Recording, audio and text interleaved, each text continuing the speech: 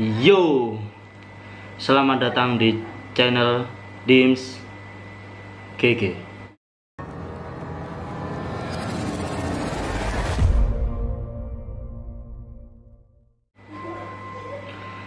Jadi di sini aku mau bercerita tentang kejadian mistis, kejadian paranormal yang pernah aku alamin selama aku KKN di Desa Kendal, Jawa Tengah. Jadi kenapa settingnya kayak gini biar kelihatan seram.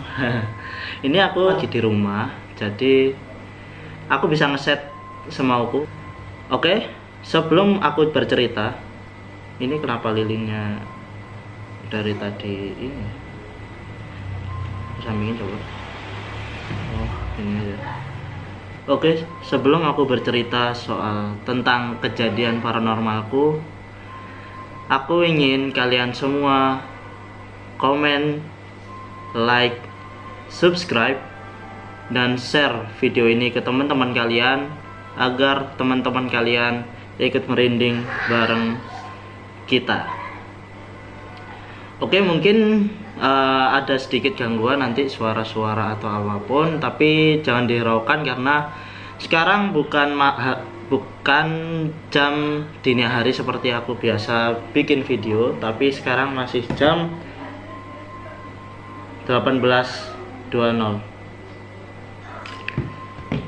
Jadi kan di rumah nih, jadi banyak adik-adikku bakal ketawa aku syuting di rumah dan lain-lain bla bla bla bla bla bla, tapi nggak apa-apa, jangan dihiraukan, tidak masalah. Oke, langsung aja aku cerita soal kejadian paranormal experience yang pernah aku alami selama KKN di Desa Kendal, Jawa Tengah.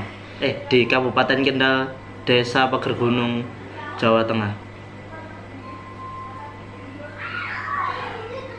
Jadi waktu itu hari pertama KKN di sana itu aman-aman aja. Aku datang ke sana hari pertama itu aman-aman aja. Jadi sebelum aku bercerita, aku mau ceritain sedikit soal rumah yang aku tinggalin selama KKN. Jadi rumah yang aku tinggalin selama KKN itu rumah yang 40 tahun kosong. Jadi rumah itu tidak berpenghuni selama 40 tahun dan akhirnya dibuat posko KKN. Jadi waktu itu aku KKN itu bulan Juni 2019. Lalu hari pertama di sana tidak apa-apa, berjalan sesuai rencana, kita buat proker dan lain-lain dan waktu itu hari pertama hujan lebat di sana. Hujan lebat dan malamnya mati lampu. Tapi itu belum ada kejadian apapun selama sehari, 2 hari, 3 hari. Nah, hari ketiganya ini baru kejadian paranormal terjadi. Jadi waktu itu aku duduk di depan di ruang tamu rumah. Nah, di situ di samping kanan itu ada garasi. Nah, di situ ada kaca gede, ya kaca gitulah, gede seorang lah gitu. Ya ukurannya seorang gitulah, seorang.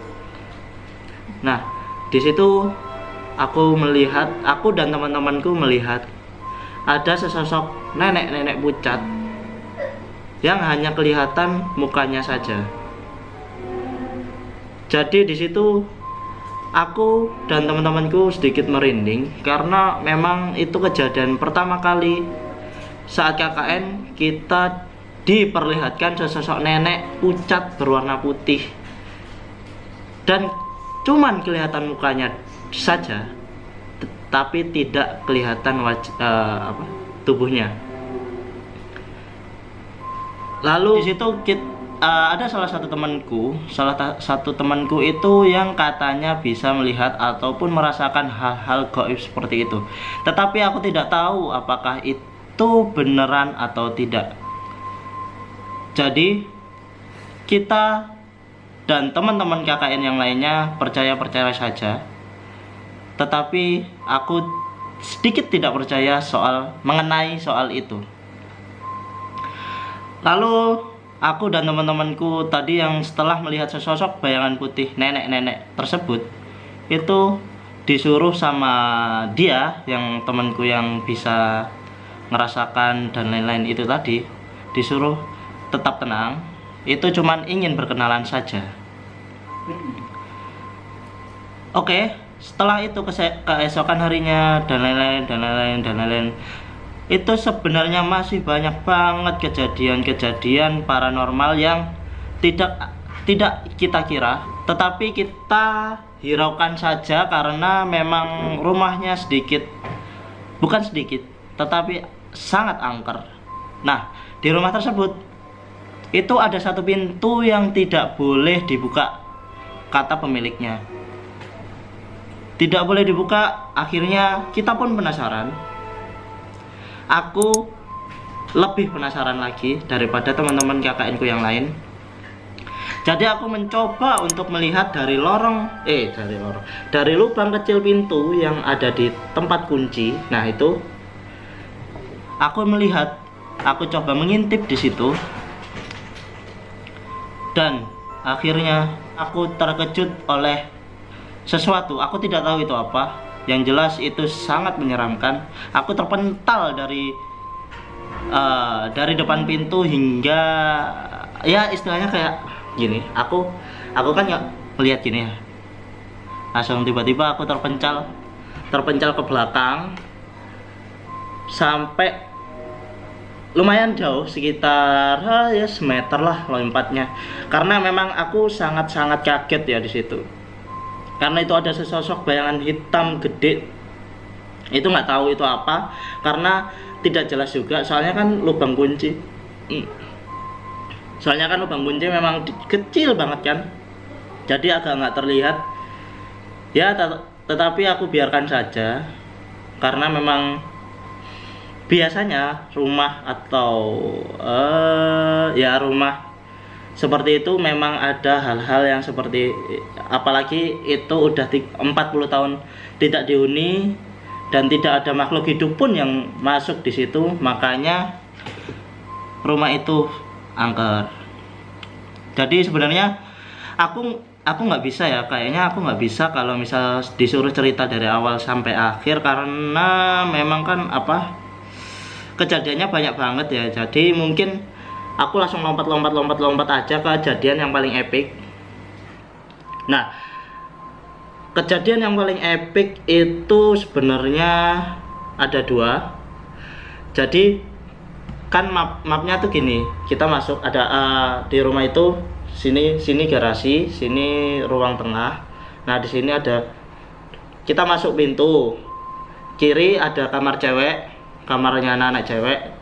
Lalu sedikit lurus ke depan, di kiri lagi itu ada ruangan yang tidak boleh dibuka tadi, yang terkunci.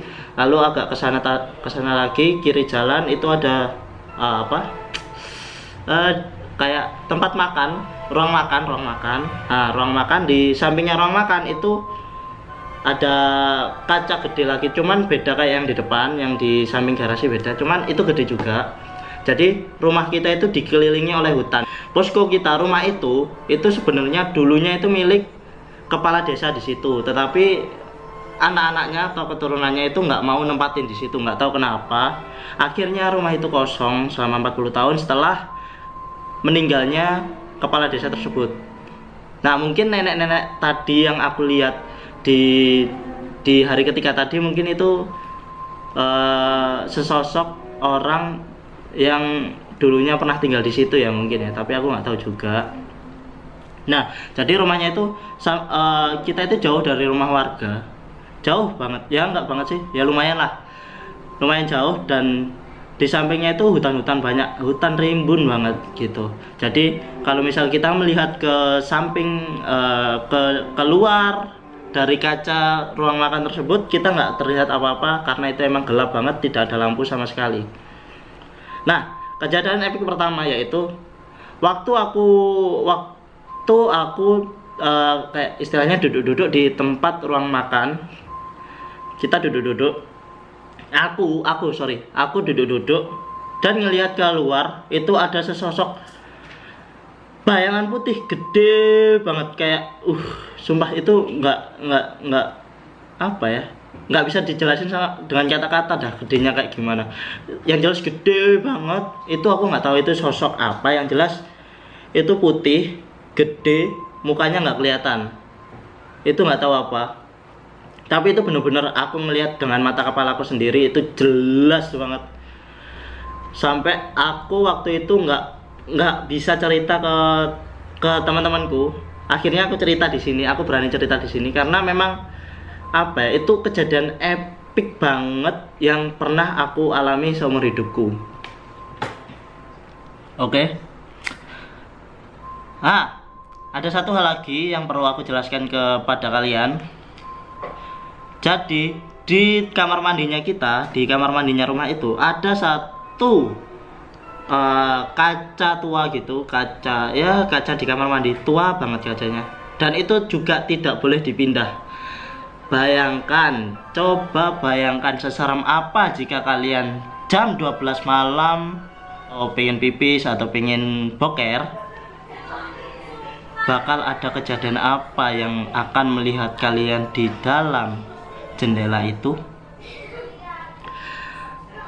Lalu kejadian epik kedua yaitu sebelum kita pulang, jadi H-1 kita kepulangan kita, itu kan biasa kan orang anak-anak KKN kan kalau sebelum pulang kan kita sowan-sowan atau ke rumah warga, pamit, lalu memberikan sedikit kenang-kenangan gitu ya, kayak gitulah selayaknya senormalnya orang KKN. Nah itu kita berangkat sore, sampai rumah, maksudnya sampai posko itu jam 10 malam. Nah kejadian epiknya itu kenapa, jadi kan rumahnya terkunci, tapi kamar-kamarnya itu tidak pernah dikunci sekalipun. Nah waktu itu ruangan cewek itu terkunci dari dalam, jadi nggak mungkin banget kalau misal kita kuncinya dari luar, karena kuncinya memang nempel, dan itu pintunya terkunci, benar-benar terkunci, dan kita apa-apain nggak bisa. Kita dobrak, lalu kita coba congkel dan lain-lain, itu nggak bisa terbuka. Akhirnya kita memutuskan untuk manggil kepala desa di situ. Akhirnya sama kepala desanya di situ dibongkarlah pintu itu. Dibongkar sampai nggak ada apapun. Akhirnya dibuka, ternyata tidak terkunci. Coba bayangkan, kita udah coba buka, kita udah coba dobrak, terus kita coba nyungkil, kita coba apapun nggak bisa. Tapi setelah kita bongkar pintu itu, tuas pintu itu, dan pas kita buka ternyata tidak terkunci. Epic bukan? Nah itu mungkin sampai ada satu temanku yang nyeletus kayak gini, mungkin kita nggak dibolehin pulang karena makhluk yang ada di sini sudah nyaman sama kita. Bayangkan aja kita mau pulang di kayak gituin sama makhluk yang ada di sana. Akhirnya para cewek pun sedikit takut ya, mungkin ya, sedikit takut. Iya, aku keinget satu kejadian lagi. Jadi ada salah satu temanku cewek, itu dia dari jurusan matematika, aku nggak bisa biologi, maaf, dari jurusan biologi, aku nggak bisa sebut namanya.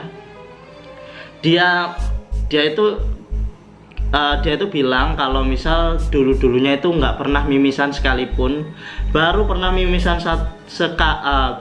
mimisan seumur hidupnya waktu KKN itu 3 hari berturut-turut nggak bisa hilang, jadi mimisan terus.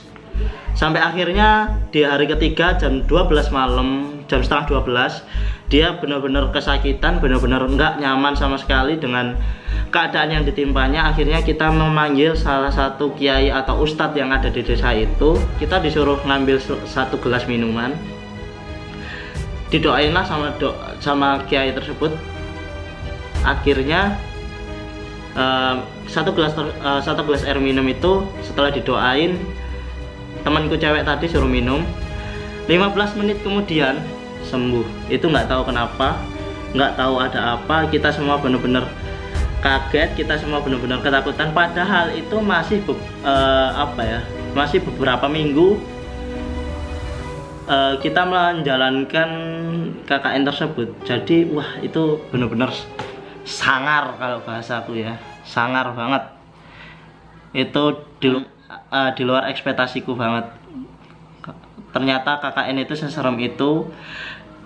Dan mungkin kalau teman-teman ada istilahnya cerita paranormal, kejadian paranormal yang pernah kalian alami, silahkan komen di bawah, silahkan cerita di bawah, aku bakal baca. Dan mungkin kalau ada yang menarik, aku bakal samper dan kita bawa ke video paranormal experience lagi, tapi bersama kalian. Jadi silahkan komen di bawah, jangan lupa like.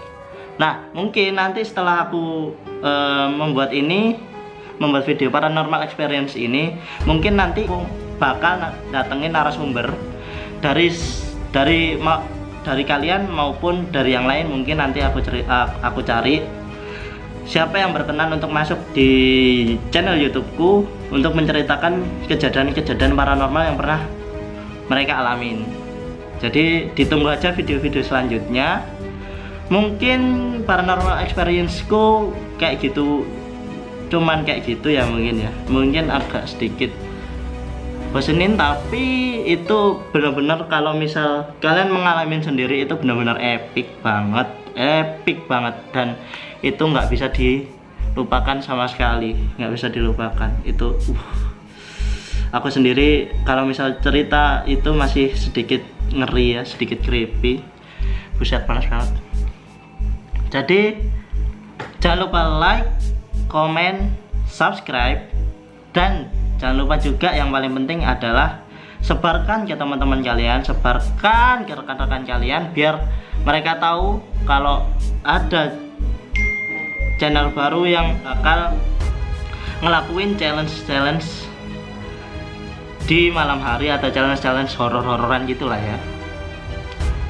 Mungkin ada ada teman kalian yang suka dengan horor-hororan, apalagi orang Sidoarjo. Mungkin nanti aku bakal ajak dia di video bareng aku, maksudnya ajak dia ekspedisi bareng aku mungkin ya. Bisa. Jadi jangan lupa disebarkan ya. Oke, terima kasih udah mau dengerin ceritaku paranormal experience-ku dari awal sampai sekarang, sampai detik ini. Terima kasih banget. Jadi ditunggu aja video-video paranormal experience mungkin, atau nanti ekspedisi lagi, I don't know, mungkin ya. Jadi ditunggu aja. Bye.